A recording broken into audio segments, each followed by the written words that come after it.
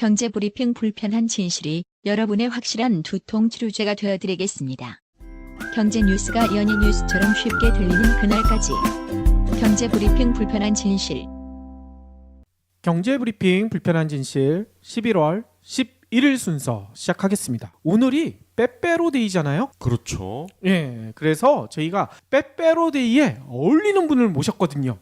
예, 애청자 여러분들이 도대체 누굴까 상당히 궁금해하실 것 같은데요. 저희 방송에 무려 한 달 반 만에 다시 나와주셨어요. 네. 대충 감이 잡히시죠? 아마 일부 애청자분들은 혹시 제나님이 나가신 거 아닌가 우리 방송에서 그러니까요. 그렇게 오해를 하셨을 수도 있는데 그건 아닙니다. 지난번 가시기 전에 염장을 지르고 가셨어요. 애청자분들한테 스위스 여행 가신다고 너무나 자랑을 많이 하셔서 한 애청자분은 저한테 그런 얘기 하더라고요. 요즘 방송 안 나오시는데 혹시 스위스에서 멋진 남자를 만나서 거기 정착하신 게 아니냐 뭐 이런 얘기까지 하셨거든요. 예. 근데 오늘 나오신 걸 보니까 그건 아닌 것 같아요. 그건 아닌 것 같나요? 예, 그러면 네. 혼행 전문가 제나님 모셨습니다. 네, 너무 오랜만입니다. 정말 이 여행 코너가 없어졌던 거 아닌가라고 생각하셨을 만큼 오랜만에 인사드리게 됐는데요. 제가 염장을 한번 지르고 갔었죠. 추석 그렇죠. 전후로 스위스 여행 다녀오겠다고 해놓고 뒤로 왔는지 어땠는지 궁금하셨을 텐데 이게 제가 직장인이다 보니까 여행을 다녀오자마자 일이 너무 쏟아져가지고 어허. 그 일 처리하느라고 무려 여행 다녀온 지 한 달 뒤에 이렇게 인사를 드리게 됐습니다. 그렇군요. 스위스 여행 어떻게 잘 다녀오셨나요? 네, 무탈하게 아무 사고 없이는 잘 다녀왔습니다. 제가 원래 혼행족이잖아요. 나홀로 여행을 즐기는 사람인데 이번에 스위스도 역시 한 13일 정도를 혼자 다녀왔는데요. 예. 이 따끈따끈한 이 스위스 여행 이야기 오늘 마음껏 들려드리도록 하겠습니다. 예. 아니 이게 따끈따끈해지려면 네. 멋진 스위스 남자를 만나야 되잖아요. 네네. 온천 얘기하려고 설마. 여러 가지 뭔가 에피소드는 있었어요. 근데 예. 이제 그런 게 있어요. 친구들이랑 갔으면 재밌는 이야기로 풀어졌을 일이 사실은 혼자 가면은 좀 조심스럽게 조심하게 됩니다. 그래서 그게 이제 뭔가 이렇게 길게 이어질 수는 없고요. 예. 그리고 제가 너무 빡빡하게 일정을 잡는 스타일이라 네, 저는 그 다음 장소로 빨리빨리 이동하는 거라서 이렇게 여지를 두지 않는 게 단점인 것 같아요. 그래서 예. 아무 일이 없는 것 같아요. 남자를 못 만나신 거군요. 그렇죠.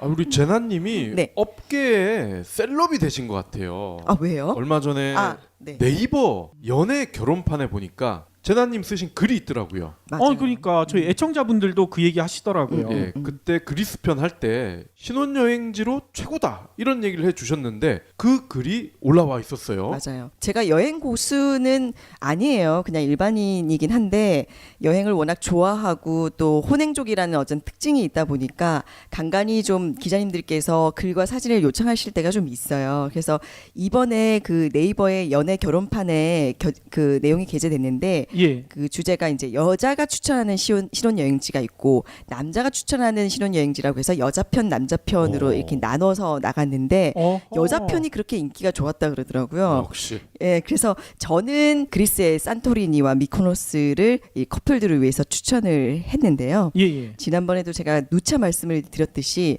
제가 꿈꾸는 신혼여행지기도 하다. 아하. 네, 그리고 경제브리핑에서 무려 4회에 걸쳐서 제가 그리스를 아주 길게 소개를 해드렸던 적이 있었잖아요. 그렇죠. 네, 그만큼 제가 다녀왔던 수많은 여행지 가운데에서는 가장 추천하는 여행지가 이제 그리스가 돼버린 것 같아요. 아하. 그럼 그때 혹시 남자편에서 추천했던 곳은 어디였나요? 뭐 뉴욕도 있었던 것 같고요.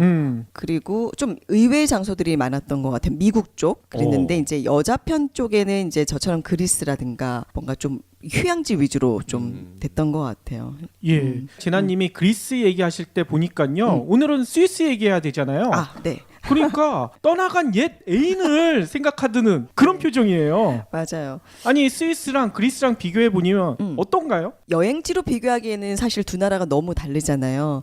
그러니까 스위스는 알프스를 축으로 해서 뭐 그러니까 산을 타거나 호수 위주의 어떤 뭐 대자연의 절경을 이제 감상하는 여행지라고 한다면 예. 그리스는 에게를 중심으로 한 해안 중심의 또 오래된 역사라든가 문화라든가 문명의 흔적을 따라가 보는 여행지이자 또 휴양지 나라라서 엄격하게 비교하기는 사실은 좀 힘들긴 한데 뭐 그런 걸 다 떠나서 그래도 비교해보라고 한다면 어디겠냐라고 여쭤보신다면 저는 사실 스위스보다는 그리스가 더 나았던 것 같아요. 역시 첫사랑을 잊지 네. 못하시는 것 같아요. 제가 만약에 그리스를 가기 전에 스위스를 먼저 갔었다면 상대적으로 그 스위스가 더 아름답게 보였긴 했었을 텐데 예. 그리스가 제게는 더 아름다웠던 것 같으니까 스위스가 그만큼의 아름다움을 표현해 주지는 못하더라고요. 스위스가. 예.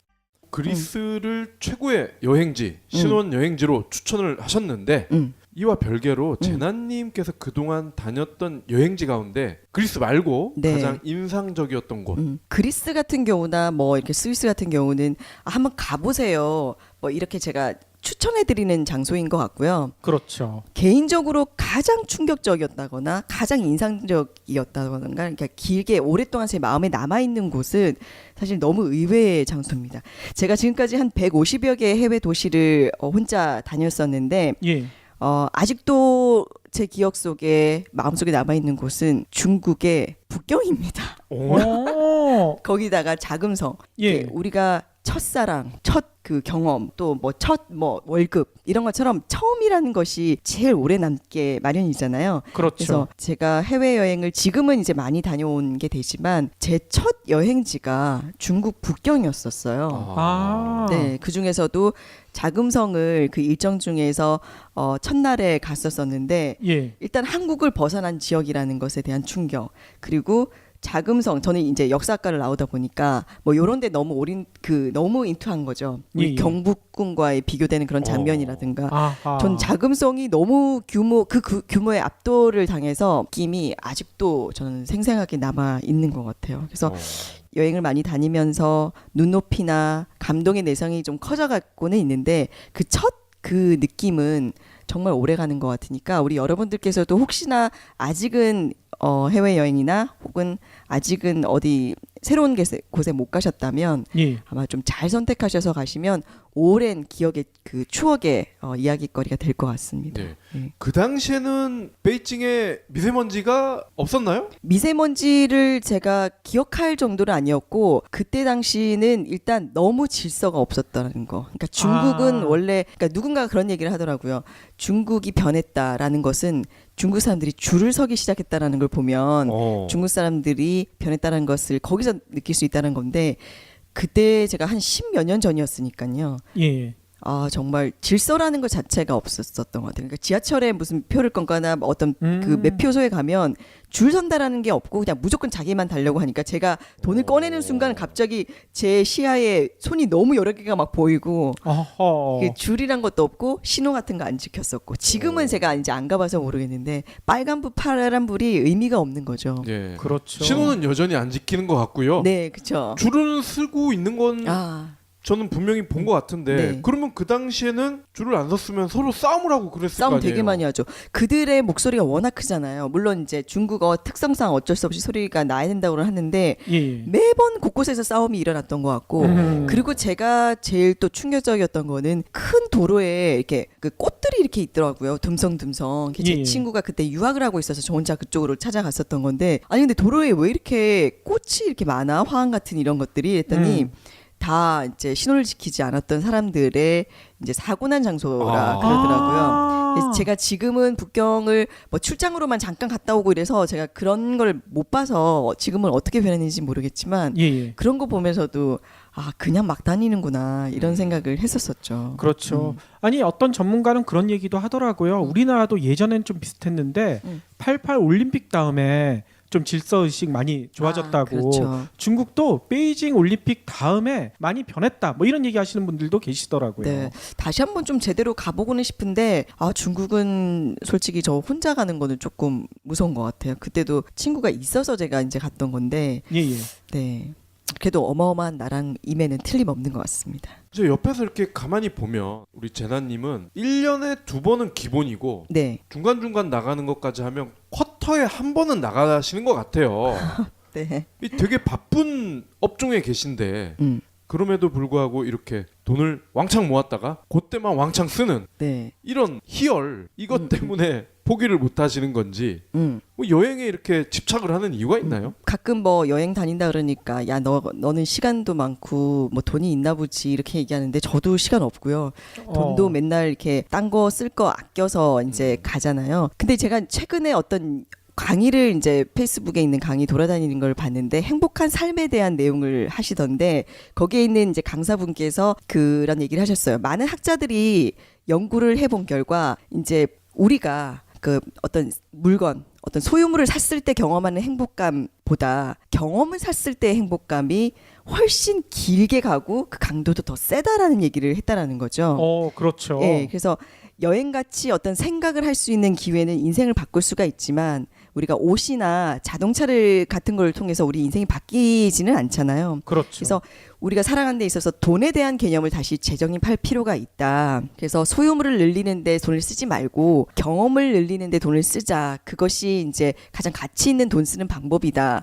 그런 얘기를 하는데 와 정말 공감되더라고요. 그래서 저는 보면은 이제 여행에 그러니까 경험을 늘리는 데 돈을 상당히 많이 쓰는 것이고 그것이 여행인 거고 그 여행이 제가 이제 그 다음 그 스텝을 밟아가는데 큰 힘이 되는 것 같고 그래서 이제 나름 경험에 투자를 하고 있는 것 같아요. 그래서 모르겠어요. 많은 사람들이 좀 여행을 좀 더 많이 좀 넓게 생각하시고 여행이 주는 행복감과 그것이 이제 원동력이 될 수 있다라는 생각을 좀 가지셨으면 좋겠다. 이게 뭐 저도 여행을 갈 때 사치를 부리면서 가는 건 아니거든요. 그래서 많은 경험을 하고 싶어서 가는 거니까 좀 여행에 대한 개념을 조금 달리 하시면 좀 더 큰 가치 있는 삶을 살아갈 수 있지 않을까라는 생각을 해봤습니다. 예, 재난님 얘기 들어보니까 진정한 욜로족이 아닌가 이런 생각까지 드네요. 근데 요즘에 이런 얘기 하던데요. 욜로 찾다가 골로 간다고.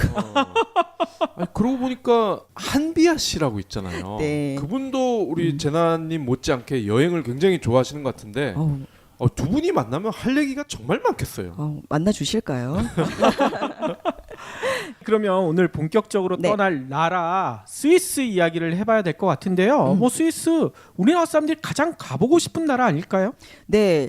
지난 5월에 한국문화관광연구원이 발표한 그 2016년 국민 여행 실태 조사를 보면요. 우리나라 국민들이 가장 가보고 싶어하는 해외지로는 일단 일본이 첫 순위로 꼽혔어요. 아무래도 뭐 가깝고. 스위스가 1위 아니군요. 네네. 가깝고 또 이제 뭐 그 부담 없이 가실 수 있으니까. 그리고 뭐 미국이나 중국, 프랑스에 이어서 스위스였던 거예요. 근데 저는 이 결과치를 보고 조금 놀랐었어요.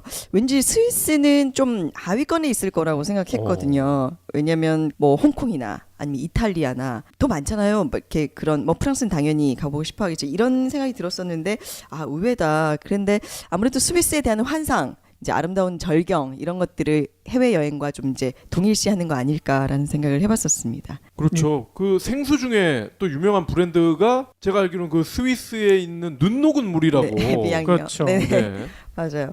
일단 뭐 환상을 갖고 있는 나라죠. 근데 그게 우리나라만 그런 게 아니라서 예. 일단은 세계 이제 관광 대국으로 자리 잡혀 있고 그 아름다운 절경 그 특히 알프스 전경을 보기 위해서 1년 내내 여행자들로 붐비는 곳입니다. 진짜 정말 깨끗했고 예. 아름답고 경이롭고 또 산 위에 가면 겨울 왕국에 왔다라는 느낌이 들 만큼 감탄사가 정말 많이 나오긴 했었어요. 예. 예. 물론 이제 이후에 소개가 될 것 같긴 한데 네. 마테오른인가요? 네. 뭐 거기 올라가는 중간에 있는 기차 네. 그 사랑 사진이 열차. 굉장히 많이 돌아다니거든요. 네네네. 그러니까 나중에 설명을 드리겠지만 이 스위스가 알프스산, 그러니까 거의 산악지대가 60%를 차지하고 있어서 아주 오래전부터 이 교통, 철도망이 잘 촘촘하게 갖춰져 있어요.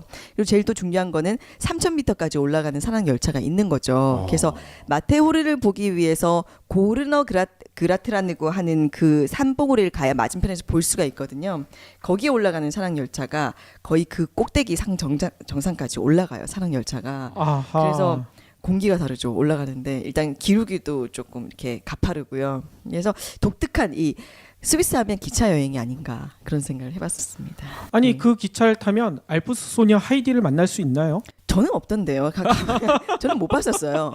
그러니까 예. 우리가 꿈꾸는 스위스라고 하면 뭔가 요들송이 나오고 그다음에 이제 전통 어떤 그런 뭔가 만화 속에 나오는 그런 그들만의 이런 의복 그런 양식을 이렇게 갖추고 이런 거 상상했는데 예. 그런 거 전혀 못 봤고요. 물론 아하. 아펜젤이라고 하는 나중에 제가 소개해드릴 제가 저를 스위스로 이끈 아주 작은 이쁜 마을이 있습니다. 스위스 안에서도 스위스라고 불리우는 작은 마을인데 어허. 그 아펜젤에는 조금 그런 전통적인 부분들을 많이 살려놔서 아 내가 진짜 우리가 상상했던 스위스로 왔구나라는 생각이 들었는데 그 외에는 그냥 도시였고 자연이었고 산이었던 것 같아요. 예. 사진 얘기를 안 할 수가 없어요. 네. 스위스 하면은 일단 아름다운 풍경. 네. 이게 기억이 나는데 저는 물론 안 가봤기는 하지만 사진이 워낙 이쁘게 잘 나오니까 정말 현지 모습이 저럴까? 이거 실화일까? 이런 생각이 들거든요. 네. 잠깐 제가 말씀드렸던 것도 스위스를 이끌었던 이유는 제가 스위스를 그렇게 막 가보고 싶어 했던 케이스는 아니었는데 그래서 제가 다른 여행지보단 늦게 왔다고 말씀을 드렸었잖아요. 딱 사진 한 장이 저를 이끌었습니다. 그 아펜젤이라고 하는 아까 말씀드렸던 그 스위스다운 스위스였는데 그 풍경 사진을 보면서 야 이거 정말 실제일까? 아니면 누군가 포토샵에 장난질이었을까? 아하. 왠지 확인하고 싶은 물론 이제 뭐가 있을까요? 마추픽추 이런 것도 있는데 그거는 별로 확인하고 싶은 생각은 안 들어요. 그러니까 그거는 뭐 개인 차이긴 한데 그렇죠. 이상하게 그 마을은 왠지 확인하고 싶었었어요. 그래서 스위스를 가보자 이렇게 결정을 했던 거고 스위스를 도는 동안 그리고 가기 위해서 공부하는 동안 많은 사진을 봤겠죠. 가서 보면 그 스위스뿐만 아니라 거의 한 반은 성공하고 반은 실패하는 것 같아요. 반은 이거 장난질이었어 라고 생각하는 것도 있고 그 반은 아닌데 일단 기대를 하면 안 돼요. 여행을 갈 때는 그건 그러니까 여행이 제가 항상 인생이라고 얘기를 하는데 사람에 대한 기대도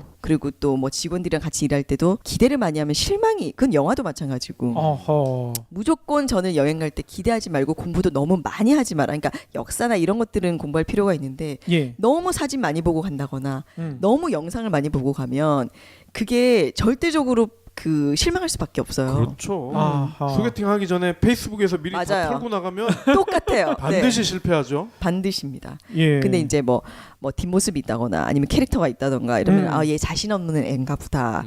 외모에 자신 없는 친구인가 보다고 해서 마음 비우고 가잖아요. 근데 멋진 친구가 나오면은 엄청난 호감도가 올라가듯이 그렇죠. 여행도 마찬가지가 아닌가 그런 생각 해봤습니다. 예. 아니 그러면 여행 떠나기 전에 스위스 사진 많이 안 본 이유가 직접 내가 사진을 찍겠다. 네. 이런 각오 때문이 아닐까 이런 생각도 들거든요. 네. 제가 사실 블로그를 시작한 지 뭐 한 1년 조금 넘었고 그리고 그냥 사진을 찍는 걸 좋아하긴 하는데 이번 스위스는 정말 사진을 잘 찍고 싶어서 카메라 장비를 엄청 신경 쓰고 갔어요. 그래서 새로 장만하셨나요? 네, 관광 렌즈를 정말 지금 생각해도 내가 미쳤나라고 생각할 만큼 엄청난 돈을 주고 얼마짜리 사셨는데요? 100만 원 좀 넘었던 것 같아요. 오하. 네, 그래서 들고 그 관광 렌즈에 뭐 여러 렌즈 그리고 삼각대 뭐 엄청나게 준비를 해서 갔죠. 예. 그래서 가서 왜냐면 제가 가면 어차피 저의 채나의 공감 여행 블로그에도 올려야 되고 예. 또 지난번에 말씀드렸듯이 간간히 매거진에도 좀 실어야 돼서 일단은 좀 잘 갖춰서 갔습니다. 그래서 제가 블로깅을 지금 스위스 편을 하나도 못 하고 있어요. 아까도 말씀드렸지만 너무 바쁜 척 하느라고. 아하. 근데 이제 한번 사진을 쭉 봤는데 제가 무려 6,800장을 찍어 왔더라고요.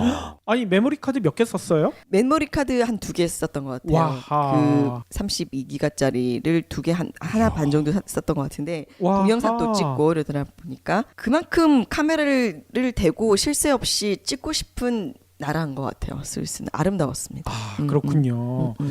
제나님의 여행 이야기가 좀 특징적이잖아요. 네. 인문학적으로 보통 접근을 하는데 스위스에 대한 네. 어떤 나라인지 이 얘기도 해주실 것 같아요. 스위스는 지난번에 그리스나 아니면 스페인이나 이런 나라들보다는 좀 그런 인문학적인 부분에서는 얘기할 거리는 별로 없었던 것 같아요. 어허. 그래서 그런 부담을 좀 덜 했었어요. 공부할 거는 그렇게 많지는 않았었으니까. 어찌됐든 그냥 표면적인 거는 매우 작습니다. 우리 남한 절반에도 못 미치고요. 한반도의 5분의 1 크기밖에 되지 않는 매우 작은 나라인데 완전 관광 대국인 거죠. 위치가 좋아서 그런 거 아닐까요? 위치는 정말 어마어마합니다. 그러니까 북으로는 독일, 서쪽으로는 프랑스, 남쪽으로는 이탈리아, 동쪽으로는 오스트리아와 국경을 맞대고 있어요. 그리고 26개 주로 이루어진 연방 국가고 일단 인구는 830만 정도밖에 안 됩니다. 예. 종교는 카톨릭교와 개신교가 대다수를 차지하고 있는 거죠. 동서남북이 다 강대국이에요. 네. 엄청 치였겠는데요. 그렇죠. 물론 지금은 중립국으로 이제 선정이 돼서 선언이 돼서 이제 좀 편안하게 살고 있는데 위치상 전쟁에 휘말릴 수밖에 없는 조건이죠. 그래서 그런 환경 속에서 자신들의 평화와 안위를 위해서 이제 중립국 선언을 했고 1618년에 30년 전쟁에서 처음으로 중립을 선언하면서 이제 강력한 군사력을 키워서 이제 자국을 보호하고 있는데 더 재미있는 것은 어찌됐든 그런 부분도 있지만 일단 알프스에서 살아남아야 되잖아요. 그렇죠. 그 험준한 산악 지역을 이용해서 그들이 살아남았다는 거, 그리고 그 터전을 아주 잘 활용했다라는 거, 그게 위기가 기회로 만들어졌던 케이스가 아니었나. 그래서 사실은 그 스위스 사람들의 스위스 이제 그 용맹 이런 부분들 많이 얘기하는데 그들의 용맹성과 알프스의 험준함이 이제 만나서 지금은 그것이 이제 관광 자원이 돼가지고 세계를 유혹하고 있는 거죠. 그 용맹이 스위스 용병으로도 맞아요, 발전했잖아요. 용병. 제가 용병 얘기하는 것이 까먹어지고 용맹이라고 했는데 맞아요. 스위스 용병은 예. 어마어마한 용맹성을 가지고 있잖아요. 그렇죠. 그 바티칸에 활동하는 그 맞아요. 군인들이 스위스 용병이잖아요. 맞아요. 교황이 가장 믿을 수 있는 용병이 스위스라고 하죠. 네. 그래서 일단 역사적으로나 지리적으로나 언어적으로나 그런 영향 때문에 일단 스위스 자체는 여러 가지 다양한 나라를 아주 조그만 나라임에도 불구하고 언어 자체도 세계국을 쓰고 있으니까 그러니까요. 자기 나라 언어는 없잖아요. 그래서 다양한 나라를 만날 수 있었던 아주 독특한 나라였던 것 같아요. 그러면 이 830만 명의 국민들이 3개 이상의 언어를 다 쓴다는 얘기인가요? 한 2개 국어는 기본적으로 한다고 하더라고요. 와. 그래서 어떤 지역에 사느냐. 근데 이제 거의 60% 이상이 독일어를 쓰고 있고요. 예. 그 외에 이제 프랑스어, 이탈리아어, 그다음에 아주 작은 그 언어를 쓰고 있는데 거의 3개국을 이제 공통적으로 쓰고 있다고 생각하시면 되고. 근데 너무 재밌었어요. 제가 이제 스위스만 있었잖아요. 그러다 보니까 곳곳을 가게 되는데 물론 제가 뭐 이탈리아를 하고 프랑스어나 독일어를 하는 건 아니지만 언어를 다 다르게 쓰니까 그것도 재밌더라고요. 어허. 가는 곳마다 다른 언어를 쓰니까 그것도 참 재밌는, 언어에 대한 관심이 많으신 분들은 아마 재밌게 놀다 오실 수 있을 것 같아요. 그러면 관광객 입장에서는 영어로도 소통이 되는 건가요? 그럼요. 영어를 기본적으로도 관광지에서 하니까 괜찮은데 그런 거가 있는 것 같아요. 우리는 그러니까 미국식이나 영국식 영어를 배워왔던 사람이잖아요. 근데 지금은 제가 여행을 하면서 항상 느끼지만 스페니쉬를 쓰는 사람들이 영어를 하는 거, 그리고 이탈리아어를 쓰는 사람이 영어를 하는 거, 프랑스 사람이 영어를 하는 거, 이런 것들을 이제 공부해야 될 것 같아요. 아하. 그들이 하는 영어는 도대체 못 알아듣겠으니까. 그럴 수 있죠. 저는 사실 프랑스 사람이 영어 쓰는 거 진짜 찌약이거든요. 네, 그래서 찌약이에요. 네네. 예. 저는 그 옛날에 이제 어학연수를 캐나다에서 했을 때 프랑스 친구, 그러니까 각국의 애들이 오잖아요. 예. 다른 애들은 웬만큼이야 뭐 어떻게 듣겠는데 프랑스 친구가 영어 쓰는 거는 정말 못 알아듣겠더라고요. 그게 아직도 이게 트라우마처럼 있는지 어허. 프랑스 말을 많이 쓰는 지역에 스위스 갔을 때도 가면 이제 영어를 쓰시면 정말 못 알아듣겠더라고요. 그래서 어찌됐든 여기서 중요한 것은 우리가 미국식 영어에 그리고 또 영국식 영어에 익숙해졌다가는 실제 유럽 여행 갔을 때는 그렇게 도움이 안 될 수도 있다. 뭐 이런 재미난 얘기를 할 수 있을 것 같아요. 그렇군요. 그리고 스위스 하면 또 재미난 게 있죠. 전 세계에서 국제기구가 가장 많은 나라 중에 꼽히지 않을까 뭐 네. 이런 생각도 들거든요. 네, 아무래도 이제 중립국이다 보니까 이제 뭐 그 UN 본부도 있고 또 우리가 많이 듣는 WHO 뭐 이런 것도 있고 유니세프도 있고 그 제네바에 이제 좀 많이 있는데 예. 다들 제네바를 좀 잘 안 가세요. 예. 그러니까 스위스를 가시면 일단 자연을 보겠다라고 생각을 하시는지 도시 쪽으로 많이 안 도시고 제네바가 끝쪽에 있으니까 저는 이제 취리로 들어갔다 제네바에서 아웃하긴 했는데 제네바에 이런 국제기구들이 많이 있죠. 그리고 어떻게 보면 쇼핑 천국입니다. 여기에서 이제 시계가 많이 이제 그 발전이 됐던 도시이기도 하니까. 어허. 그래서 제네바도 조금 꼼꼼하게 가보시면 돌아볼 것이 많은데 조금 여행하기에는 조금 불편한 건 있더라고요. 저도 오래 있지는 못했는데 왜 안 가는지 알겠더라고요. 그런 건 그래요? 있었어요. 예. 시계 기술이 왜 발전했는지 네. 그것도 알 수가 있나요? 제가 그래서 저도 스위스 하면 제가 이번에 스위스 가서 저도 시계에 관심이 많아서 스위스에 가서 이제 시계를 하나 사겠다라고 생각하고 이제 갔었는데 비싸더라고요. 물론 스위스의 시계 브랜드가 많이 있겠죠. 근데 이제 예. 저희는 아무래도 아는 브랜드를 좀 비교하다 보니까 뭐 우리나라 면세점이나 이런 것들을 비교했는데 그렇게 싸다는 걸 못 느꼈어요. 네. 만약에 스위스를 쇼핑을 하겠다고 가신다라고 하면 저는 좀 말리고 싶어요. 의외로 많이 비쌉니다. 물가가 엄청나잖아요. 와, 저는 정말 비싸더라고요. 저는 진짜 뭐 욕하실 것 같아. 아니에요. 저는 웬만해선 유럽에서 가면 뭔가 우리가 잘 구입하지 못했던 뭐 이런 것들, 우리 한국에서 워낙 비싼 것들을 이제 저렴하게 사러 갈 수 있다라는 메리트도 있는 거잖아요. 예예. 근데 저는 스위스 가서 초콜릿 샀고요. 예. 아하. 그리고 맥가이버 칼 샀고요. 뭐 뭐 요 정도. 그리고 쇼핑에는 돈을 이렇게 안 써보긴 처음이었던 것 같아요. 상상 의외였고 음식도 많이 싸가야 됩니다.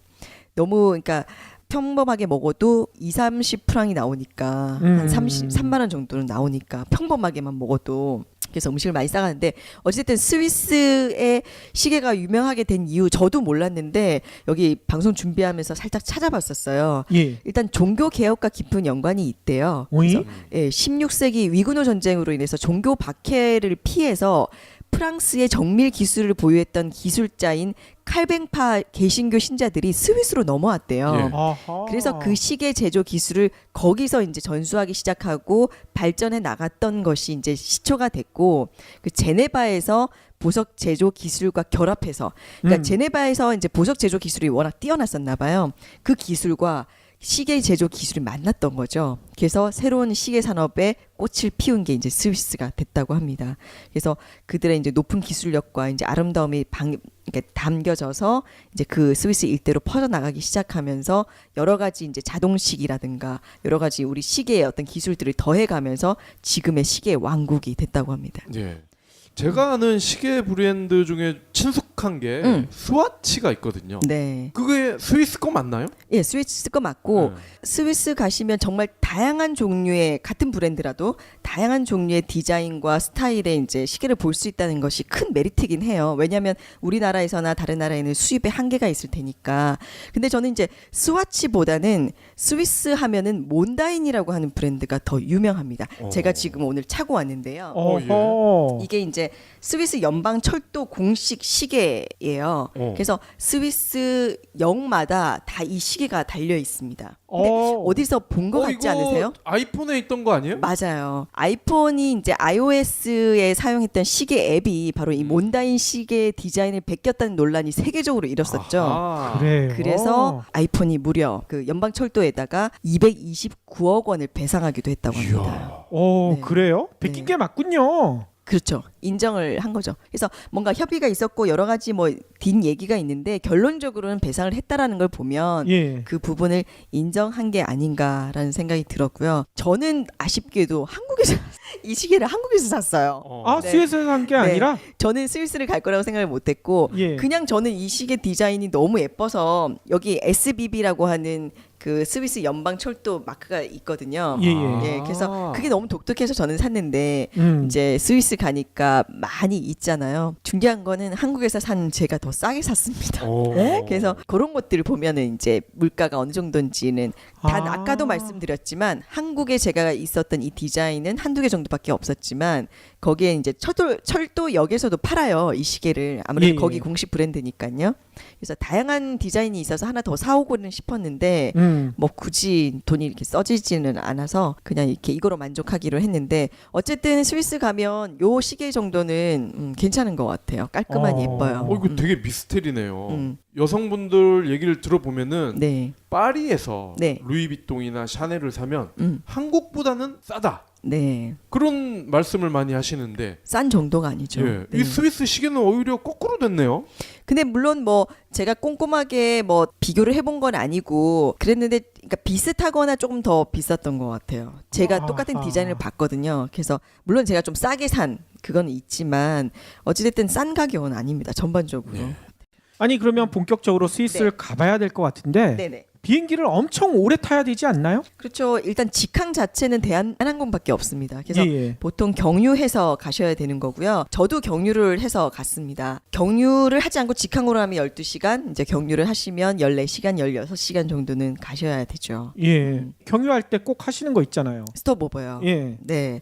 이번에도 스톱오버를 어떻게 해볼까 고민을 했었었고 여러 가지 고민을 했는데 일단 스위스 공부를 하다 보니까 너무 가고 싶은 데가 많아가지고 예. 이번에는 정말 올인했었거든요 스위스로. 그래서 이용한 항공은 폴란드 항공 LOT 항공기를 이용했습니다. 아주 생소하죠. 아, 우리나라에도 들어오나 보죠? 작년 10월에 처음 취항했습니다. 아하. 그래서 일단 뭐 제가 그렇다고 뭐 그 항공기를 막 골라 타는 스타일은 아니고요. 예. 일단은 가격대가 좋아서 골랐고요. 또 어떤 기종일까 궁금하기도 했고 그래서 이 폴란드다 보니까 바르샤바를 경유합니다. 예. 그래서 경유지를 들릴 뻔도 했는데 일단 일정이 너무 스위스 일정이 빡빡해서 그냥 그 2-3시간 정도만 경유하고 넘어왔는데 아마 이제 폴란드 항공이 들어와서 여러분들께서도 이 항공을 많이 이용하시게 되실 거잖아요. 근데 여기서 주의할 게 있으세요.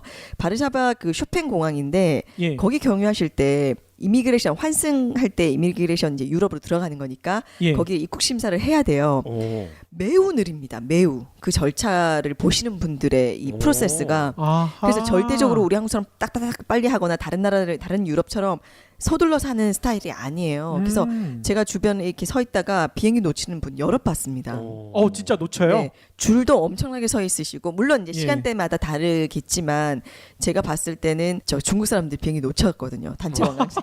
그래서 제가 이제 다 같은 동양이다 보니까 예. 이제 비행기 시간이 얼마 안 남았으니까 양보를 해달라고 제가 양보하면서 1시간 더 넘게 서 있었던 것 같아요. 저는 이제 당연히 좀 알고 갔었기 때문에 예. 일단 미리 서 있었어요. 근데 이제 서두르면서 이제 좀 양보를 해줄 수 있겠냐 이러면서 막 들어오는 그 중국인들에게 양보를 하다 보니까 저도 거기 한 2시간 서 있었더라고요. 아니 한 몇 시간 명한테 양보하고. 양보하신 거예요? 단체 개그를 제가 몇 번 예. 하다 보니까 그러니까 이제 뒤에 있는 다른 유럽인들이 이제 그만 좀 양보하라고 나도 급하다 뭐 이러는데 그런 짠함이 있어가지고 걔네들 지금 비행기 표를 보니까 진짜 한 30분도 안 남았는데 이 상태로 가다가 비행기 놓칠 것 같아서 이제 했더니 자기도 지금 1시간밖에 안 남았다 이렇게 해서 그 뒤로는 제가 이제 양보를 하진 못했는데 매우 느립니다. 매우 느려서 많은 컴플레인들을 받으셨는데도 뭐 아랑곳하지 않더라고요.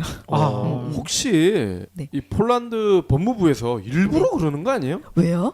여기서 비행기를 놓쳐야 여기서 하루라도 자고 갈 거 아니야. 그래야 호텔 매출도 올라가고 밥도 먹겠죠. 그렇게까지는 생각을 못 해봤는데 어찌됐든 그냥 그들의 여유가 부러웠습니다. 아. 저희가 발 동동 구르고 있으면서 좀 그렇더라고요. 네. 그렇군요.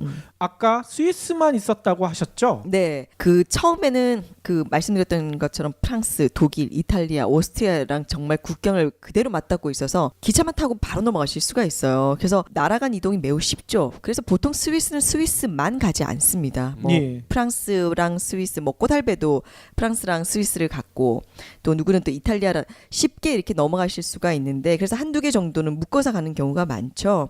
그래서 저도 스위스 바젤에서 프랑스 스트라스부르까지는 매우 가깝기 때문에 거기를 넘어갈까 독일을 넘어갈까 엄청 고민을 했는데 이게 스위스 공부하다 보니까 그 조그만 나라에 가고 싶은 도시가 너무 많아서 그냥 스위스에 올인을 해서 13일 동안 16개 도시를 돈 것 같아요. 와하. 아니 그러면 그 일정 잡는 것도 쉽지가 않았을 것 같은데 네. 그 일정 잡는 노하우 좀 알려주세요. 그 어느 때보다도 고민을 많이 했던 것 같고 혹시 스위스 여행을 준비하고 계시는 분들도 이 일정 때문에 골치가 많이 아프실 거예요.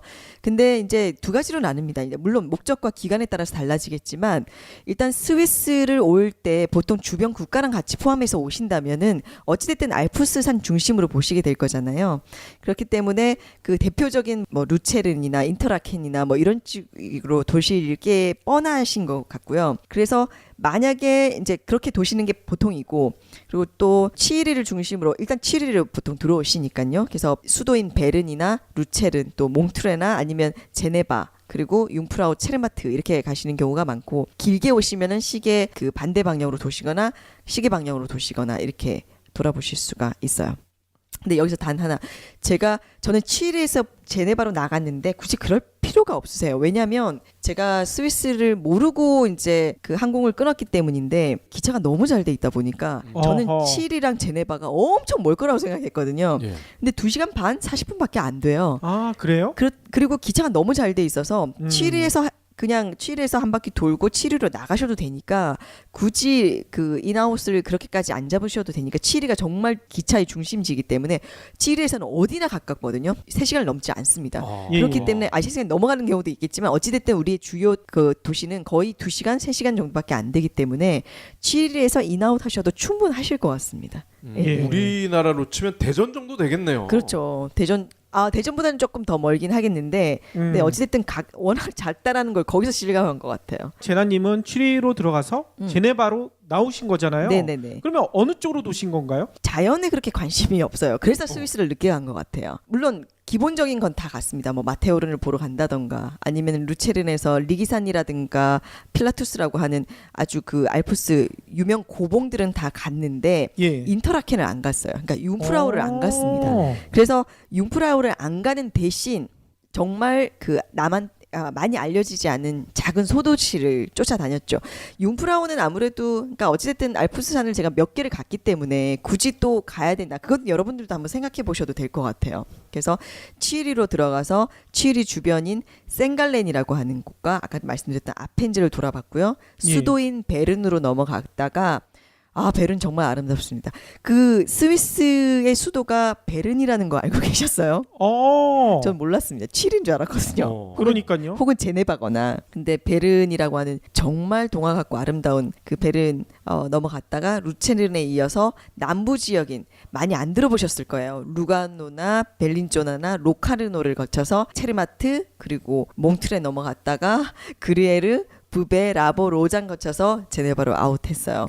그러면 몇 개 도시를 도신 거죠? 16개 도시를 돌았고 그 사이에 뭐가 더 있는데 그거는 뭐 굳이 뭐 스쳐 지나간 거라서 예, 예. 네. 처음 들어보는 도시가 많네요. 네. 근데 좀 많이 가셨으면 좋겠어요. 너무 아름답습니다. 네. 아니 13일 동안 16개 도시 돌려면 잠을 안 주무신 거 아니에요? 발톱이 빠졌어요. 발톱이 빠졌다고요? 제가 지금까지 여행 다니면서 그 발에 피가 난 적은 있는데요. 예. 예. 뉴욕 맨하튼을 제가 수십 번을 왔다 갔다 하면서 조리 신고 다니다가 그 상처가 났던 적은 있었지만 저는 이제 여행 다니다가 뭐 산 오르다가 발톱 빠진다는 이런 얘기 들을 때마다 어떻게 그게 가능하지라고 생각했는데 어허. 발톱이 나갔더라고요. 그래서 제가 좀 하드하게 다니고 있다라는 걸 그때 느껴서 그날 일정을 뒤로 다 뺐죠. 아하.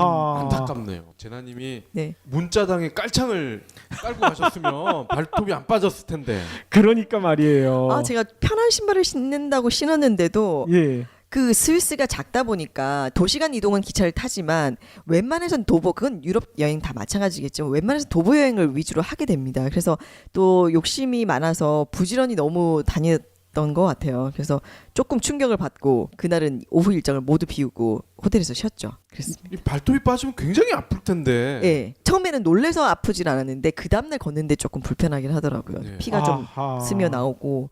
그래서 지금은 멀쩡하게 다 자라났습니다. 네.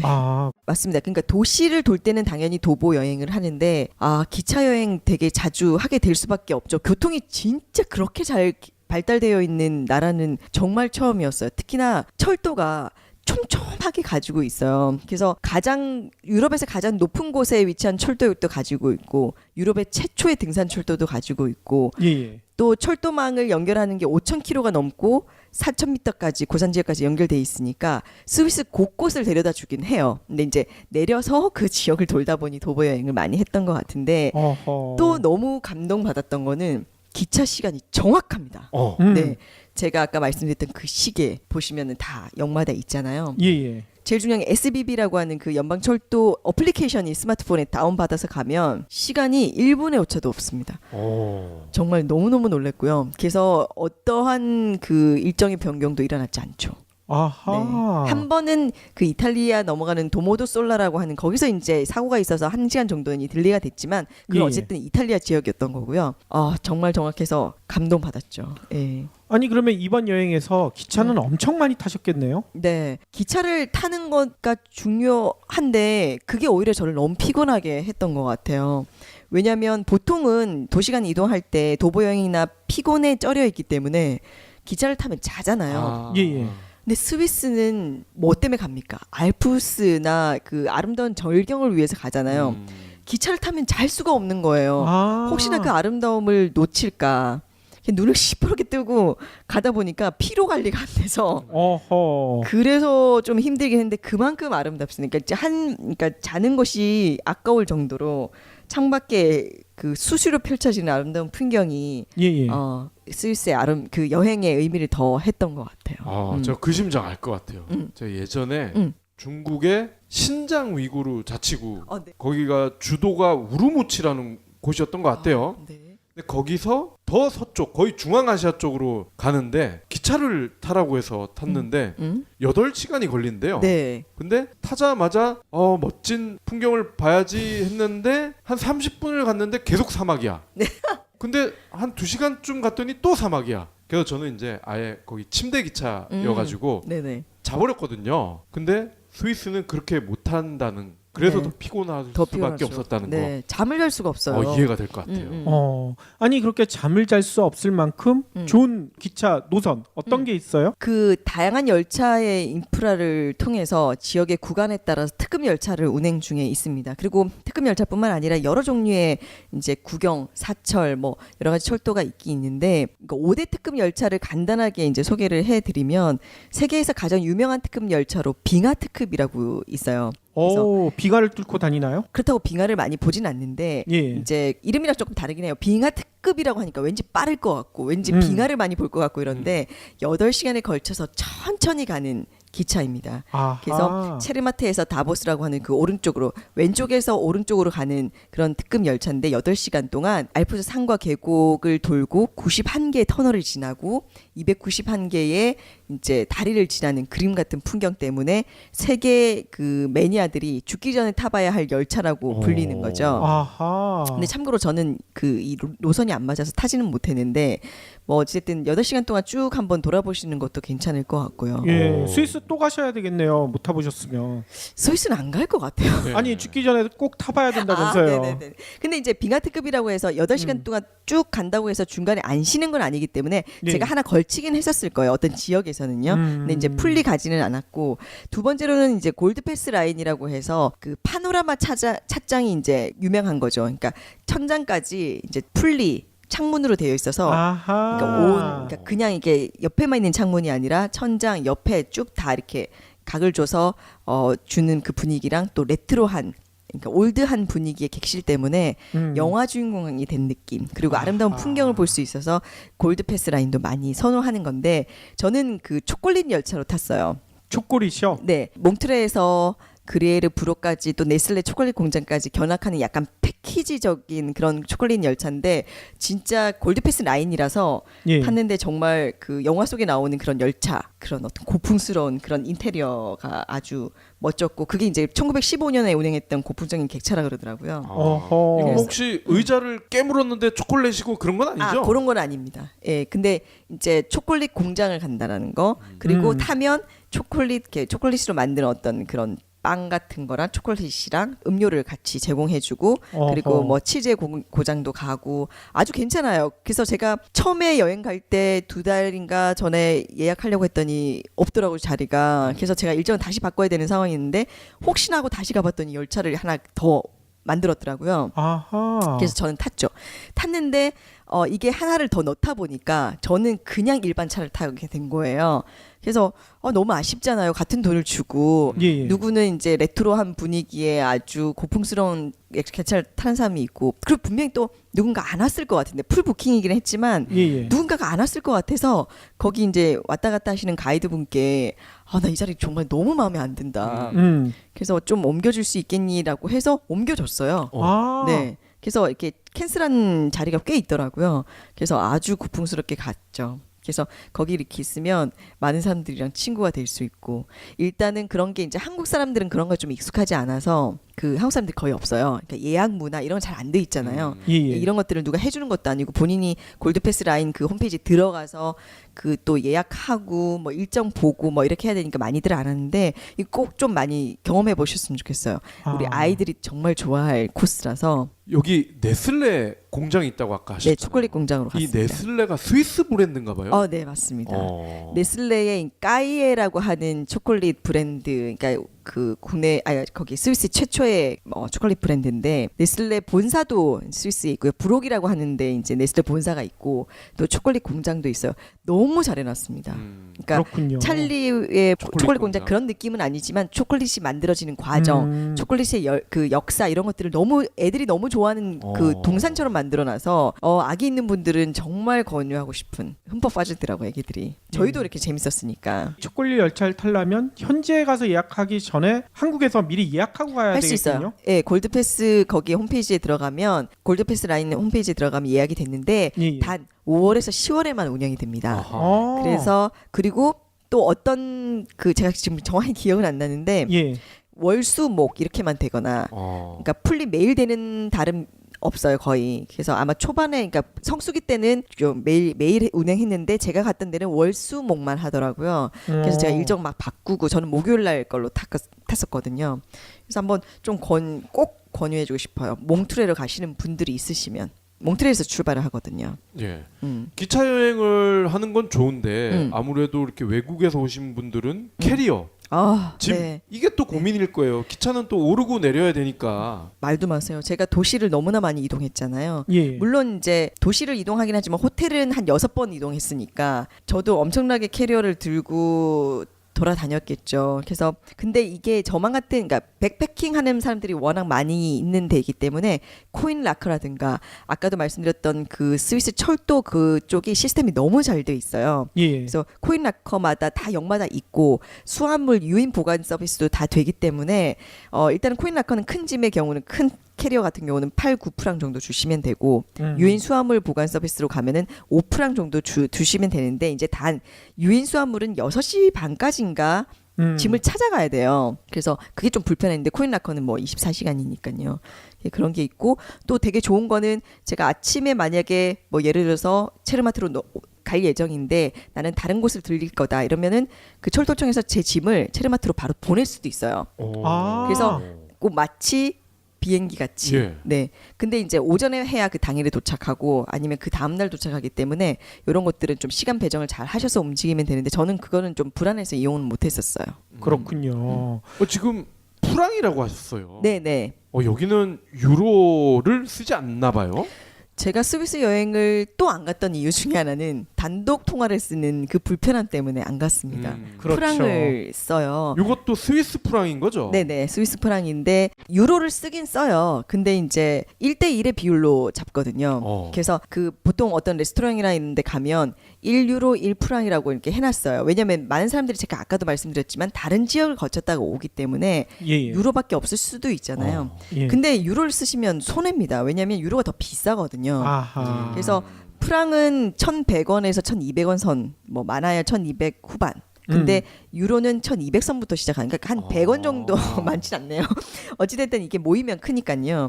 그래서 되도록이면은 프랑을 좀 바꾸셔서 가시면 되고 또 유로를 준다고 해도 그 잔돈은 유로로 주지 않고 프랑으로 주거든요. 아하. 그래서 그 좀인데 이 프랑은 또 약간 단점이 뭐냐 우리나라에서도 모든 은행이 프랑을 가지고 있지 않으세요. 그러겠죠. 그래서 이제 그런 것들은 요즘에 모바일 환전 이런 거 너무 잘 돼 있잖아요. 예. 그래서 저도 이번에 신한은행에서 하는 써니뱅크를 이용해서 그 자주 바꾸지 않는 그런 그 기타 통화라고 하죠. 예. 네, 그런 것들도 환전율을 좀 높여서 잘 갔던 것 같아요. SC제일은행이 아니었고요. 네, 그리고 우리은행의 위비톡도 있고요. 네, 뭐 이렇게 안타깝네요. 네, 예. 이렇게 여러 개 있으니까 그렇게 좀 환전 그 우대 서비스도 받아가시는 게 좋을 것 같아요. 예.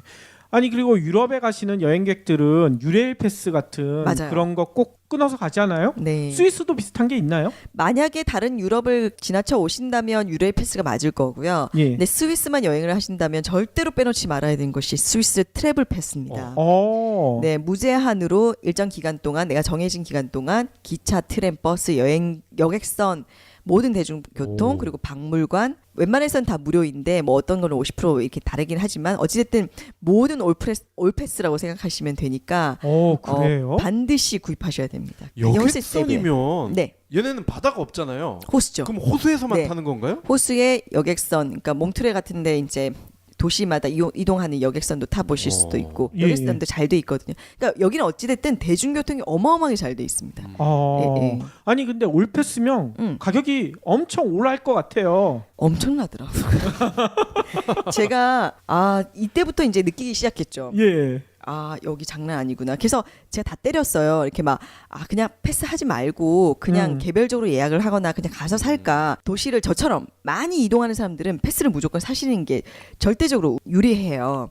그래서 저도 훨씬 한 반값 더 이상 쓴 것 같아요. 그래요? 워낙 많이 이동했으니까. 그리고 수시로 이동할 수 있고 그걸 다 떠나서 너무 편리합니다. 제가 아까 말씀드렸듯이 SBB라고 하는 어플이 있다 그랬잖아요. 예. 트래블 패스가 있으면 예약이 필요 없기 때문에 내가 만약에 3시에 저기로 넘어가기로 했어. 근데 제가 시간을 놓쳤잖아요. 그럼 그 다음 걸 타시면 됩니다. 아하. 그냥 예약도 필요 없고 그냥 타시면 돼요. 그런데 단점은 그러면 내가 원하는 날짜 2일도 있고 3일도 있고 4일도 있고 내가 원하는 날짜를 끊으면 되나? 라고 생각하시겠지만 이게 3일권이 있고 4일권이 있고 8일권이 있고 15일권이 있어요. 제가 말씀드렸다시피 저는 13일에만 있었다고 했는데 예. 8일 거를 끊고 또 다른 걸 하자니 애매해서 저는 15일 건을 끊을 수밖에 없었고 그리고 1등석과 2등석으로 나누어져요. 예. 제가 만약에 우리 가족이나 이웃들, 그 친구들과 갔다면 2등석을 끊었을 거예요. 왜냐하면 별 차이는 없어요. 근데 다만 1등석은 1등석 비싸다 보니까 항상 자리가 남아요.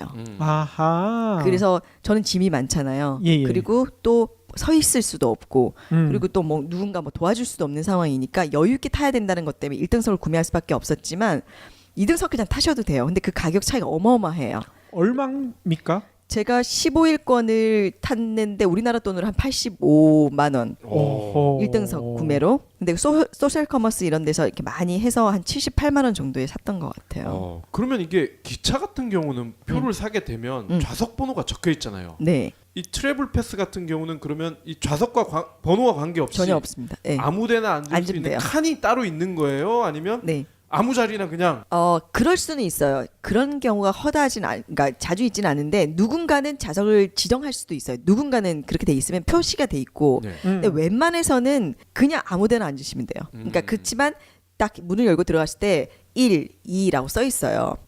문 앞에 11이라고 돼 있는 건 1등석 소지자만 타라. 예. 아니면 이 칸은 2등석 소지자가 타야 된다. 그리고 수시로 검사를 하기 때문에 뭐 몰래 타신다거나 그러시면 안 됩니다.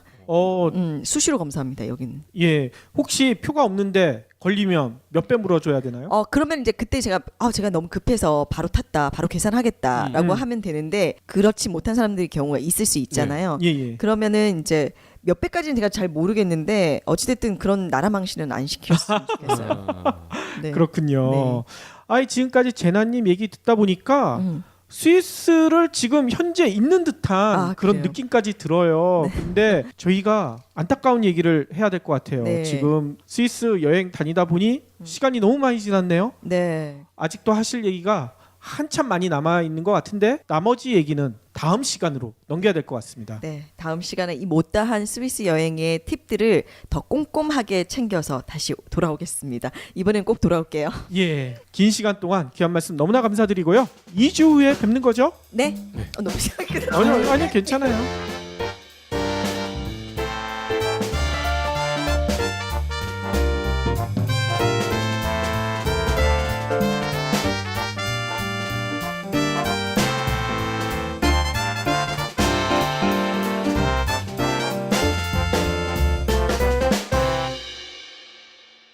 경제 브리핑 불편한 진실 완주해 주셔서 감사합니다. 하트 투척, 댓글 남기기, 계좌 후원 등 다양한 방법으로 힘을 보태 주세요. 계좌 정보는 경제 브리핑 팟빵 공지 코너에 있습니다. 여러분의 응원 콘텐츠로 보답하겠습니다.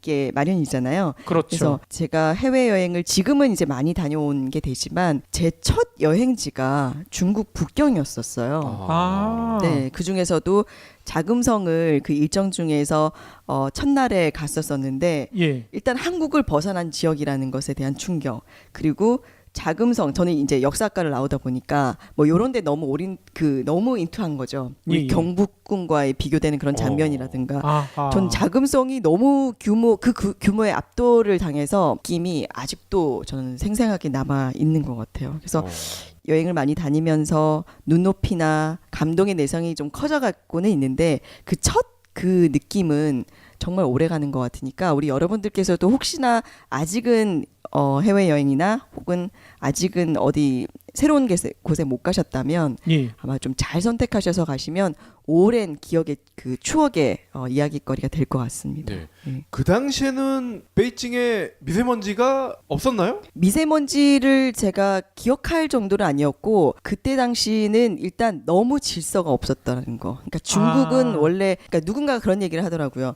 중국이 변했다라는 것은 중국 사람들이 줄을 서기 시작했다라는 걸 보면 중국 사람들이 변했다는 것을 거기서 느낄 수 있다는 건데 그때 제가 한 10몇 년 전이었으니까요. 예. 아 정말 질서라는 것 자체가 없었던 것 같아요. 그러니까 지하철에 무슨 표를 끊거나 어떤 그 매표소에 가면 줄 선다라는 게 없고 그냥 무조건 자기만 달려고 하니까 제가 돈을 꺼내는 순간 갑자기 제 시야에 손이 너무 여러 개가 막 보이고 어허. 줄이란 것도 없고 신호 같은 거 안 지켰었고 지금은 제가 이제 안 가봐서 모르겠는데 빨간불 파란불이 의미가 없는 거죠. 예. 그렇죠. 신호는 여전히 안 지키는 것 같고요. 네, 그렇죠. 줄은 쓰고 있는 건 저는 분명히 본 것 같은데 네. 그러면 그 당시에는 줄을 안 섰으면 서로 싸움을 하고 그랬을 거 싸움 아니에요? 되게 많이 하죠. 그들의 목소리가 워낙 크잖아요. 물론 이제 중국어 특성상 어쩔 수 없이 소리가 나야 된다고 하는데 예. 매번 곳곳에서 싸움이 일어났던 것 같고 그리고 제가 제일 또 충격적이었던 거는 큰 도로에 이렇게 그 꽃들이 이렇게 있더라고요. 듬성듬성. 제 예. 친구가 그때 유학을 하고 있어서 저 혼자 그쪽으로 찾아갔었던 건데 아니 근데 도로에 왜 이렇게 꽃이 이렇게 많아? 화환 같은 이런 것들이 했더니 다 이제 신호를 지키지 않았던 사람들의 이제 사고 난 장소라 그러더라고요. 그래서 제가 지금은 북경을 뭐 출장으로만 잠깐 갔다 오고 이래서 제가 그런 걸 못 봐서 지금은 어떻게 변했는지 모르겠지만 예. 그런 거 보면서도 아 그냥 막 다니는구나 이런 생각을 했었었죠. 그렇죠. 아니 어떤 전문가는 그런 얘기도 하더라고요. 우리나라도 예전엔 좀 비슷했는데 88 올림픽 다음에 좀 질서 의식 많이 좋아졌다고. 그렇죠. 중국도 베이징 올림픽 다음에 많이 변했다. 뭐 이런 얘기 하시는 분들도 계시더라고요. 네, 다시 한번 좀 제대로 가보고는 싶은데 아 중국은 솔직히 저 혼자 가는 거는 조금 무서운 것 같아요. 그때도 친구가 있어서 제가 이제 갔던 건데 예. 네. 그래도 어마어마한 나랑임에는 틀림없는 것 같습니다. 저 옆에서 이렇게 가만히 보면 이렇게 그런 뭐 프랑스는 당연히 가보고 싶어 하겠죠. 이런 생각이 들었었는데 아 의외다. 그런데 아무래도 스위스에 대한 환상, 이제 아름다운 절경 이런 것들을 해외 여행과 좀 이제 동일시하는 거 아닐까라는 생각을 해봤었습니다. 그렇죠. 그 생수 중에 또 유명한 브랜드가 제가 알기로는 그 스위스에 있는 눈 녹은 물이라고. 네, 미양요. 그렇죠. 네. 네. 맞아요. 일단 뭐 환상을 갖고 있는 나라죠. 근데 그게 우리나라만 그런 게 아니라서 예. 일단은 세계 이제 관광 대국으로 자리 잡혀 있고 그 아름다운 절경 그 특히 알프스 전경을 보기 위해서 1년 내내 여행자들로 붐비는 곳입니다. 진짜 정말 깨끗했고 예. 아름답고 경이롭고 또 산 위에 가면 아 겨울 왕국에 왔다라는 느낌이 들 만큼 감탄사가 정말 많이 나오긴 했었어요. 예. 예. 물론 이제 이후에 소개가 될 것 같긴 한데 네. 마테오른인가요? 네. 뭐 거기 올라가는 중간에 있는 기차 네. 그 사랑 사진이 열차. 굉장히 많이 돌아다니거든요. 네네네. 그러니까 나중에 설명을 드리겠지만 이 스위스가 알프스산, 그러니까 거의 산악지대가 60%를 차지하고 있어서 아주 오래전부터 이 교통, 철도망이 잘 촘촘하게 갖춰져 있어요. 그리고 제일 또 중요한 거는 3,000m까지 올라가는 산악 열차가 있는 거죠. 그래서 마테오르를 보기 위해서 고르너 그라트라고 하는 그 산봉우리를 가야 맞은편에서 볼 수가 있거든요. 거기에 올라가는 산악 열차가 거의 그 꼭대기 정상까지 올라가요. 산악 열차가. 아하. 그래서 공기가 다르죠. 올라가는데 일단 기울기도 조금 이렇게 가파르고요. 그래서 독특한 이 스위스 하면 기차 여행이 아닌가 그런 생각을 해봤었습니다. 아니 그 기차를 타면 알프스 소녀 하이디를 만날 수 있나요? 저는 없던데요. 저는 못 봤었어요. 그러니까 예. 우리가 꿈꾸는 스위스라고 하면 뭔가 요들송이 나오고 그다음에 이제 전통 어떤 그런 뭔가 만화 속에 나오는 그런 그들만의 이런 의복 그런 양식을 이렇게 갖추고 이런 거 상상했는데 예. 그런 거 전혀 못 봤고요. 물론 아하. 아펜젤이라고 하는 나중에 제가 소개해드릴 제가 저를 스위스로 이끈 아주 작은 이쁜 마을이 있습니다. 스위스 안에서도 스위스라고 불리우는 작은 마을인데 어허. 그 아펜젤에는 조금 그런 전통적인 부분들을 많이 살려놔서 아 내가 진짜 우리가 상상했던 스위스로 왔구나라는 생각이 들었는데 그 외에는 그냥 도시였고 자연이었고 산이었던 것 같아요. 예. 사진 얘기를 안 할 수가 없어요. 네. 스위스 하면은 일단 아름다운 풍경. 네. 이게 기억이 나는데 저는 물론 안 가봤기는 하지만 사진이 워낙 이쁘게 잘 나오니까 정말 현지 모습이 저럴까 이거 실화일까 이런 생각이 들거든요. 네. 잠깐 제가 말씀드렸던 것도 스위스를 이끌었던 이유는 제가 스위스를 그렇게 막 가보고 싶어 했던 케이스는 아니었는데 그래서 제가 다른 여행지보단 늦게 왔다고 말씀을 드렸었잖아요. 딱 사진 한 장이 저를 이끌었습니다. 그 아펜젤이라고 하는 아까 말씀드렸던 그 스위스다운 스위스였는데 그 풍경 사진을 보면서 야 이거 정말 실제일까 아니면 누군가 포토샵의 장난질이었을까 아하. 경제 브리핑 불편한 진실이 여러분의 확실한 두통 치료제가 되어드리겠습니다. 경제 뉴스가 연예 뉴스처럼 쉽게 들리는 그날까지. 경제 브리핑 불편한 진실. 경제 브리핑 불편한 진실 11월 11일 순서 시작하겠습니다. 오늘이 빼빼로데이잖아요. 그렇죠. 예, 그래서 저희가 빼빼로데이에 어울리는 분을 모셨거든요. 예, 애청자 여러분들이 도대체 누굴까 상당히 궁금해하실 것 같은데요. 저희 방송에 무려 한 달 반 만에 다시 나와주셨어요. 네. 대충 감이 잡히시죠? 아마 일부 애청자분들은 혹시 제나님이 나가신 거 아닌가 우리 방송에서 그러니까요. 그렇게 오해를 하셨을 수도 있는데 그건 아닙니다. 지난번 가시기 전에 염장을 지르고 가셨어요. 애청자분들한테 스위스 여행 가신다고 너무나 자랑을 많이 하셔서 한 애청자분은 저한테 그런 얘기 하더라고요. 요즘 방송 안 나오시는데 혹시 스위스에서 멋진 남자를 만나서 거기 정착하신 게 아니냐 뭐 이런 얘기까지 하셨거든요. 예. 근데 오늘 나오신 걸 보니까 그건 아닌 것 같아요. 그건 아닌 것 같나요? 예, 그러면 네. 혼행 전문가 제나님 모셨습니다. 네, 너무 오랜만입니다. 정말 이 여행 코너가 없어졌던 거 아닌가라고 생각하셨을 만큼 오랜만에 인사드리게 됐는데요. 제가 염장을 한번 지르고 갔었죠. 추석 그렇죠. 전후로 예, 스위스 여행 다녀오겠다고 해놓고 뒤로 왔는지 어땠는지 궁금하셨을 텐데 이게 제가 직장인이다 보니까 여행을 다녀오자마자 일이 너무 쏟아져가지고 어허. 예, 그 일 처리하느라고 무려 여행 다녀온 지 한 달 뒤에 이렇게 인사를 드리게 됐습니다. 그렇군요. 스위스 여행 어떻게 잘 다녀오셨나요? 네, 무탈하게 아무 사고 없이는 잘 다녀왔습니다. 제가 원래 혼행족이잖아요. 나홀로 여행을 즐기는 사람인데 이번에 스위스도 역시 한 13일 정도를 혼자 다녀왔는데요. 예. 이 따끈따끈한 이 스위스 여행 이야기 오늘 마음껏 들려드리도록 하겠습니다. 예. 아니 이게 따끈따끈해지려면 네. 멋진 스위스 남자를 만나야 되잖아요. 네네. 온천 얘기하려고 설마? 여러 가지 뭔가 에피소드는 있었어요. 근데 이제 그런 게 있어요. 친구들이랑 갔으면 재밌는 이야기로 풀어졌을 일이 사실은 혼자 가면은 좀 조심스럽게 조심하게 됩니다. 그래서 그게 이제 뭔가 이렇게 길게 이어질 수는 없고요. 예. 그리고 제가 너무 빡빡하게 일정을 잡는 스타일이라 네, 저는 그 다음 장소로 빨리빨리 이동하는 거라서 이렇게 여지를 두지 않는 게 단점인 것 같아요. 그래서 예. 아무 일이 없는 것 같아요. 남자를 못 만나신 거군요. 그렇죠. 우리 제나님이 네. 업계에 셀럽이 되신 것 같아요. 왜요? 얼마 전에 네. 네이버 연애 결혼판에 보니까 제나님 쓰신 글이 있더라고요. 맞아요. 그러니까 저희 애청자분들도 그 얘기 하시더라고요. 예, 그때 그리스 편 할 때 신혼여행지로 최고다 이런 얘기를 해주셨는데 그 글이 올라와 있었어요. 맞아요. 제가 여행 고수는 아니에요. 그냥 일반인이긴 한데 여행을 워낙 좋아하고 또 혼행족이라는 어떤 특징이 있다 보니까 간간히 좀 기자님들께서 글과 사진을 요청하실 때가 좀 있어요. 그래서 이번에 그 네이버의 연애 결혼판에 그 내용이 게재됐는데 예. 그 주제가 이제 여자가 추천하는 신혼여행지가 있고 남자가 추천하는 신혼여행지라고 해서 여자편 남자편으로 이렇게 나눠서 나갔는데 여자 편이 그렇게 인기가 좋았다 그러더라고요. 역시. 예, 그래서 저는 그리스의 산토리니와 미코노스를 이 커플들을 위해서 추천을 했는데요. 예, 예. 지난번에도 제가 누차 말씀을 드렸듯이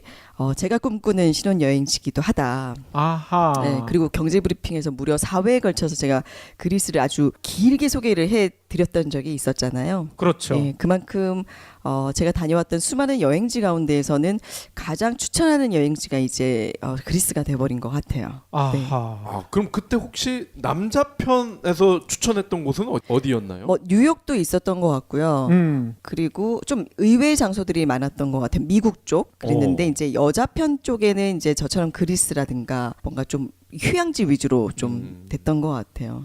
예. 재나님이 그리스 얘기하실 때 보니까요. 오늘은 스위스 얘기해야 되잖아요. 아, 네. 그러니까 떠나간 옛 애인을 생각하드는 그런 표정이에요. 맞아요. 아니 스위스랑 그리스랑 비교해 보면 어떤가요? 여행지로 비교하기에는 사실 두 나라가 너무 다르잖아요. 그러니까 스위스는 알프스를 축으로 해서 뭐 그러니까 산을 타거나 호수 위주의 어떤 뭐 대자연의 절경을 이제 감상하는 여행지라고 한다면 예. 그리스는 에게를 중심으로 한 해안 중심의 또 오래된 역사라든가 문화라든가 문명의 흔적을 따라가 보는 여행지이자 또 휴양지 라서 엄격하게 비교하기는 사실은 좀 힘들긴 한데 뭐 그런 걸 다 떠나서 그래도 비교해보라고 한다면 어디겠냐라고 여쭤보신다면 저는 사실 스위스보다는 그리스가 더 나았던 것 같아요. 역시 첫사랑을 잊지 네. 못하시는 것 같아요. 제가 만약에 그리스를 가기 전에 스위스를 먼저 갔었다면 상대적으로 그 스위스가 더 아름답게 보였긴 했었을 텐데 예. 그리스가 제게는 더 아름다웠던 것 같으니까 스위스가 그만큼의 아름다움을 표현해 주지는 못하더라고요. 스위스가. 예. 그리스를 최고의 여행지, 신혼 여행지로 추천을 하셨는데 이와 별개로 재난님께서 그동안 다녔던 여행지 가운데 그리스 말고 네. 가장 인상적이었던 곳. 그리스 같은 경우나 뭐 이렇게 스위스 같은 경우는 한번 가보세요. 뭐 이렇게 제가 추천해드리는 장소인 것 같고요. 그렇죠. 개인적으로 가장 충격적이었다거나 가장 인상적이었다거나 그러니까 길게 오랫동안 제 마음에 남아있는 곳은 사실 너무 의외의 장소입니다. 제가 지금까지 한 150여 개의 해외 도시를 혼자 다녔었는데 예. 아직도 제 기억 속에 마음속에 남아있는 곳은 중국의 북경입니다. 오. 거기다가 자금성. 예. 우리가 첫사랑, 첫 그 경험, 또 뭐 첫 뭐 월급 이런 것처럼 처음이라는 것이 제일 오래 우리 재난님은 1년에 2번은 기본이고 네. 중간중간 나가는 것까지 하면 쿼터에 한 번은 나가시는 것 같아요. 네. 되게 바쁜 업종에 계신데 그럼에도 불구하고 이렇게 돈을 왕창 모았다가 그때만 왕창 쓰는 네. 이런 희열 이것 때문에 포기를 못 하시는 건지 뭐 여행에 이렇게 집착을 하는 이유가 있나요? 가끔 뭐 여행 다닌다 그러니까 야 너는 시간도 많고 뭐 돈이 있나 보지 이렇게 얘기하는데 저도 시간 없고요.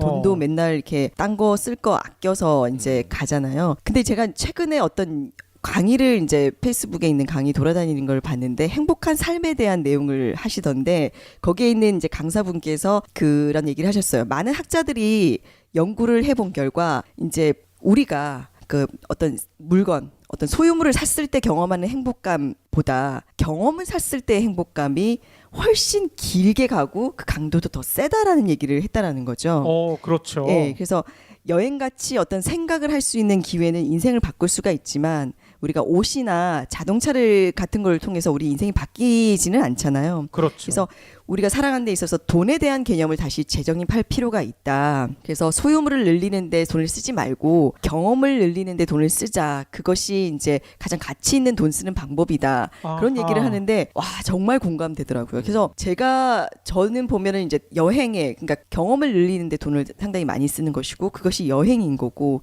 그 여행이 제가 이제 그 다음 그 스텝을 밟아가는데 큰 힘이 되는 것 같고 그래서 이제 나름 경험에 투자를 하고 있는 것 같아요. 그래서 모르겠어요. 많은 사람들이 좀 여행을 좀 더 많이 좀 넓게 생각하시고 여행이 주는 행복감과 그것이 이제 원동력이 될 수 있다라는 생각을 좀 가지셨으면 좋겠다. 이게 뭐 저도 여행을 갈 때 사치를 부리면서 가는 건 아니거든요. 예, 그래서 예. 많은 경험을 하고 싶어서 가는 거니까 좀 여행에 대한 개념을 조금 달리 하시면 좀 더 큰 가치 있는 삶을 살아갈 수 있지 않을까라는 생각을 해봤습니다. 예, 재난님 얘기 들어보니까 진정한 욜로족이 아닌가 이런 생각까지 드네요. 근데 요즘에 이런 얘기 하던데요. 욜로 찾다가 골로 간다고. 아니, 그러고 보니까 한비아 씨라고 있잖아요. 네. 그분도 우리 재나님 못지않게 여행을 굉장히 좋아하시는 것 같은데 두 분이 만나면 할 얘기가 정말 많겠어요. 만나 주실까요? 그러면 오늘 본격적으로 네. 떠날 나라 스위스 이야기를 해봐야 될 것 같은데요. 뭐 스위스 우리나라 사람들이 가장 가보고 싶은 나라 아닐까요? 네. 지난 5월에 한국문화관광연구원이 발표한 그 2016년 국민 여행 실태 조사를 보면요. 우리나라 국민들이 가장 가보고 싶어하는 해외지로는 일단 일본이 첫 순위로 꼽혔어요. 아무래도 뭐 가깝고 스위스가 1위 아니군요. 네네. 가깝고 또 이제 뭐 그 부담 없이 가실 수 있으니까. 그리고 뭐 미국이나 중국, 프랑스에 이어서 스위스였던 거예요. 근데 저는 이 결과치를 보고 조금 놀랬었어요. 왠지 스위스는 좀 하위권에 있을 거라고 생각했거든요. 왜냐면 뭐 홍콩이나 아니면 이탈리아나 더 많잖아요. 뭐